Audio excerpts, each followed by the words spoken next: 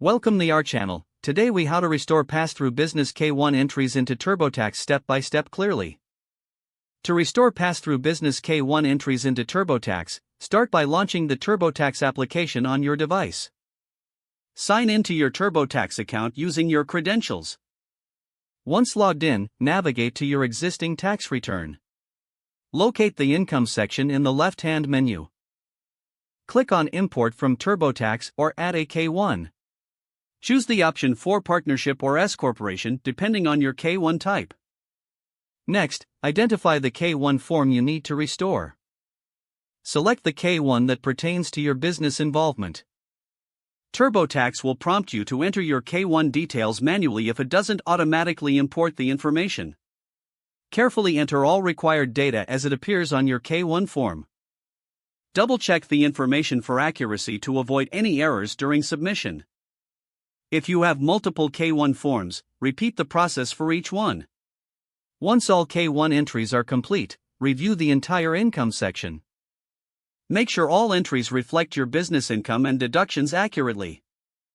Now, proceed to the Deductions and Credits section to ensure you are maximizing your tax benefits. After reviewing your entire return, proceed to file your taxes. If you encounter any issues, consider using TurboTax's help feature for additional guidance. Your K-1 entry should now be fully restored and ready for submission. If the page does not load, refresh the browser or try again in a private or incognito window. Make sure you are using the correct email address, then retype it carefully to avoid small typos. If your password is not accepted, use the reset option and create a new strong password you can remember. Check your spam folder for verification or security emails, then complete any requested confirmation steps. Enable two-factor authentication if available to improve account security and reduce unauthorized access risk. After signing in, review your profile details so your contact information and settings are accurate and current. If you see an error message, note it down and try again after restarting your device and internet connection. Log out when you finish, especially on shared devices, to keep your account and payment information secure.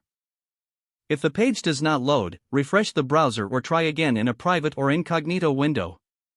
Make sure you are using the correct email address, then retype it carefully to avoid small typos. If your password is not accepted, use the reset option and create a new strong password you can remember. Don't forget to like this video and subscribe to our channel for more step-by-step tech guides.